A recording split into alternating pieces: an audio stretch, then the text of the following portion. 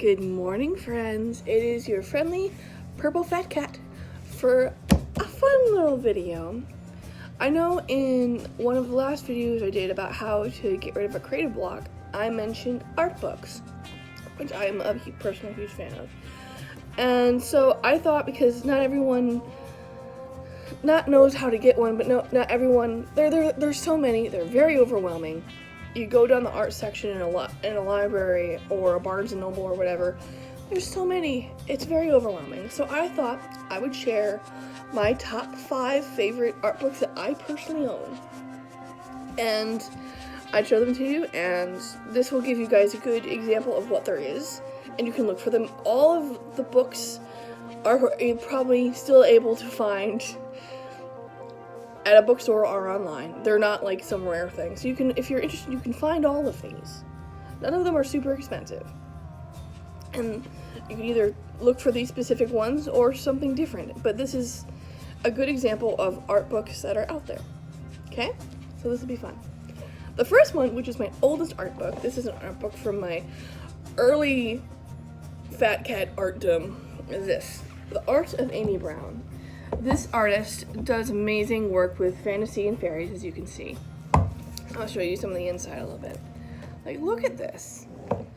As you can imagine, teenage me was obsessed. I read this book, went through this book so many times. There's obviously gorgeous pictures, as I showed you. There's cute little descriptions.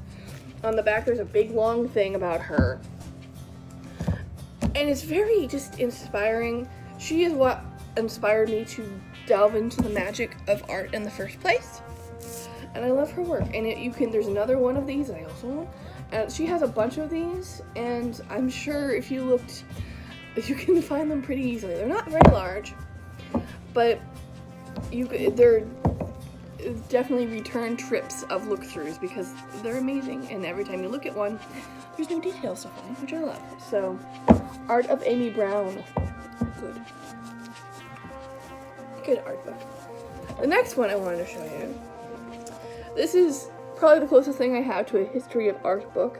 It is 1,000 record covers. Art book, you might say? Yes, because it's all about record art, record cover art. And some of them, yes, it's just photography. A lot of it is just photography. But photography is art. And it's as myself, who's also a music person, and I find it very interesting. There's some wild and crazy fan art in here. Some of it I cannot show you because there's some genitalia, we'll put it that way. But it's fascinating. Like, is that a safe page open? Like, just, it goes from, I think, the 1940s or 50s and ends like in the early 2000s. Like, here's like some Bjork stuff, which is, that's cool, isn't it? I like her, she's neat. But actually I got this in a museum in, Washington, D.C. I forget which one. But obviously this is a big, thick book. They do have, a lot of them, they do have like little blurbs, not that one. But like, they'll like say like where like the album is from and all this stuff. And like sometimes there'll be pages that give you proper information. So this is a very interesting one, especially if you're also a music fan like me. It's just a really cool way to go through kind of the history of how music and art intertwine. And I find that really fascinating and really inspiring. So this is a really cool one to check out. Okay. My next favorite one is something I will probably never be able to do this kind of art, but I'm obsessed with it. This is all about Banksy, the British UK. Still not sure on the title of that. But the graffiti artist who is quite famous and quite amazing and quite mischievous, which I appreciate. And I also mentioned a couple other street artists in here, but I have always had a love and respect for graffiti art. A lot of people think it's just noise, and I think it's actually really cool and quite beautiful. And of course, Banksy puts his own spin on things. But I find this very interesting. I would never be able to be a graffiti artist. I don't have the skill or the guts to actually go out and like spray stuff, and with the fear of being arrested, I'm too much of a chicken. Knowing me, I'd get caught. And I admire his ability to stay anonymous. Like, that's tough work. Like, people are gonna see you. Like, so I admire this, and I admire him, and the art is amazing, and it's an interesting story. And a lot of with this is very, like, revolutionary, like, really pro, how do I say this without being political? Very pro freedom and open-mindedness and peace, and making fun of people who want war all the time. It's stuff that I usually tend to agree with. Not always, but I usually tend to agree with. Because it's about, like this one obviously is, like, surveillance. This girl is, like, that's obviously Red Riding Hood, which is really cool. Like, there's a lot of really amazing art in this book. And it's also just inspiring. And slightly mysterious, because he's basically anonymous. So kind of a mystery. So it's interesting. I got this at Barnes & Noble a couple years ago. So, again, very available. I'm sure you'd still be able to find it somewhere. It's a good one. Especially if you, like, find interest in graffiti art. This one is probably my most reread of all my art books other than the Amy Brown one. This is called Creative Block. I adore this book. As you can see, I'm once again starting it. This is by one person called the Jealous Curator, otherwise known as Danielle Krista, I think is how you pronounce that. But she interviews, like, over 100 artists. And, does it say? Oh, no, I lied. 50. It seems like over 100, though, look. But artists of, like, collage, photography, painting, almost every medium. And they have this very interesting interview, and they show examples of their work. And they talk about art blocks, like here's some. Like, cool collage-y stuff. Cool, pretty ceramic-y things. Like, and it talks about, like, how to get rid of art blocks, questions artists also often ask ourselves to, like what gets us down. Like, for example, they will ask if they're formally trained or self-taught. They will ask what they find for inspiration. They will ask, like, about other artists, like who are they inspired by. It's very fascinating and it's very inspiring. I have read this a billion times. I will probably read it at least a billion more. It is for me, this is a good book to get me off my butt and start creating again if I've been in a rut. So this is a very good one. Pretty sure I got this at Barnes & Noble too, or a similar bookseller. I will recommend this one forever. This is a really good one. I love this book. The last one is this cute little guy that I love to pieces. This is a great motivational, very interesting little book. Obviously, it's called Steal Like an Artist. It's all about unlocking your creativity.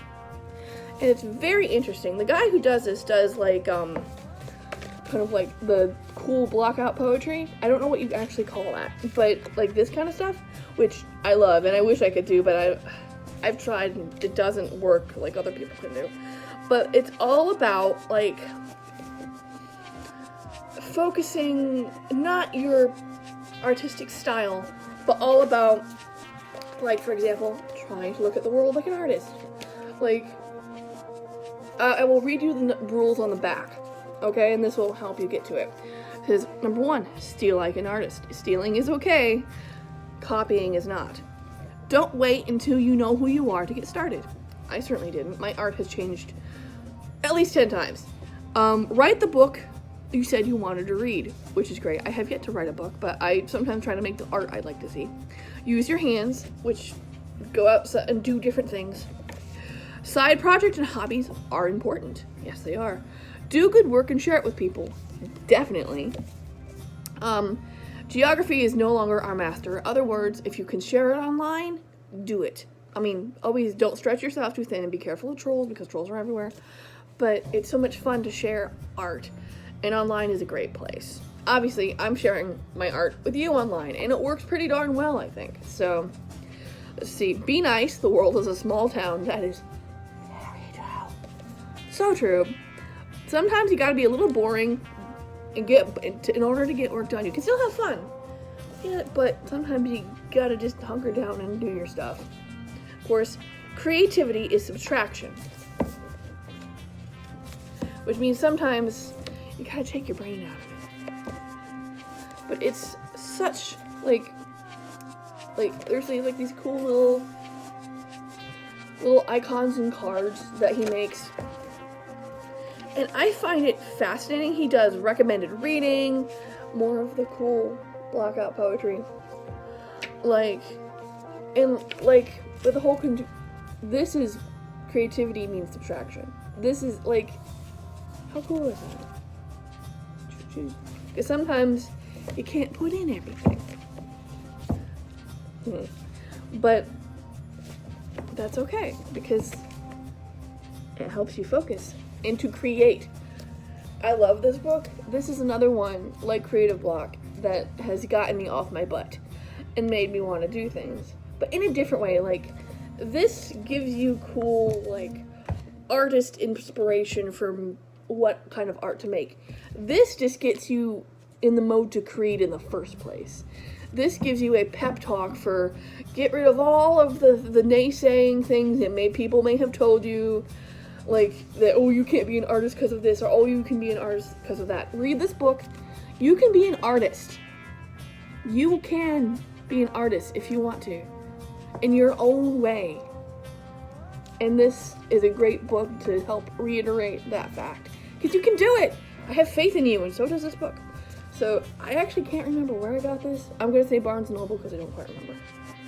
But this is a really good one. It's really little, so it can go like, this one tends to get displayed a lot because the black and white cover is good. But yeah, this is a great book. I love it. So that was my favorite recommended art book thing. I love them all, and I have so many more. Do you know how hard it was picking 5 books? I mean, I'm gonna pick up my camera for a minute. This is almost all of my art books. I picked 5. I just love books. I love art books. Anything that gives me inspiration is good. And you can never have too many. And also, if you're worried about price, look at book sales, look at yard sales and all that stuff. Especially and sometimes online. You will find all kinds of good stuff if you just look a little hard for it. It's all kinds of interesting things. And libraries. Look in libraries. Libraries are a good spot for art books. Some of them are old, and that's okay, because that you can mine different things. But yes, go buy art books. Do more art. And be creative, and stay safe, and stay awesome, guys. Thank you so much for watching, and have a wonderful day.